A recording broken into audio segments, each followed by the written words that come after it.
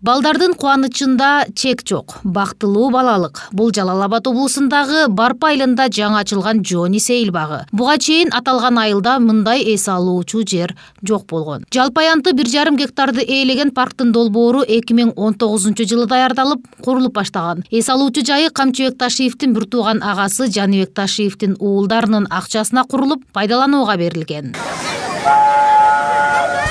Кыргызстандын муфтийи Замир Ракиев таштандыга толгон бош жерди тазалап, элдин керегине жараган Сейил багын ачууну максат кылган Жаныбек Ташиевдин балдарынын иш-аракетин туура дейт. Маркумду эскерүүдө мына ушундай элдин керегине жараган социалдык объекттин курулуусу кубантарлык иш. Президенттин жарлыгына ылайык аш тойлордо ашыкча ысырапкерчиликти азайтуу, негизсиз чыгашаларга жол бербөөнү колго алгандары башкаларга да үлгү болуусу керек дейт. Атасынын елестерин арнатып, мечиттерди салгандарга күбө болуп келатабыз.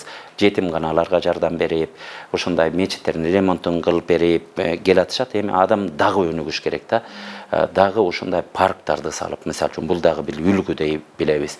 Эртең бир мектеп салса болот, завод, фабрика салса болот. Атам арнайын ушул жерде келгендер байкуштар нанын таап жесинчи ушул жерге келип деген. Ошонун бардыгы сооп болот. Дин деле бир баягы бир гана мечит сал дегендик эмес. Мечит салган өтө сооп. Анын жанында ошондой башка эл пайдалана турган, ошол жерде элдер кирип бир көңүл ачылып, дуасын берип, ошонун балдарына рахмат дей турган жерлердин бардыгы ошо биздин өтүп кеткен ата бабаларыбызга сооп жеткизе турган жерлер. Маркумду эскерүүдө жана маркумга арналган иш-чараларды өткөрүүдө ашыкча үрп-адаттардын, каада салттардын көптүгү коомчулуктун көңүлүн өйүп келген. Саясаттаануучулар аш тойлордо маркумду эскерүү зыйнатында ысырапкорчулукту азайтуу боюнча президенттин жарлыгын элдин канча пайызы колдой тургандыгы боюнча атайын сурамжылоо жүргүзгөн. Жыйынтыгында 80% колдоорун билдирген. Были удивлены. Чындыгында биз президенттин бул жарлыгын элдин 80% колдойт деп ишенген эмеспиз. Жыйынтыгын көрүп таң калдык. Негизи жарлык керектүү учурда кабыл алынды. Аш тойлорго ашыкча чыгымдарды жок кылууга элдин баары макул.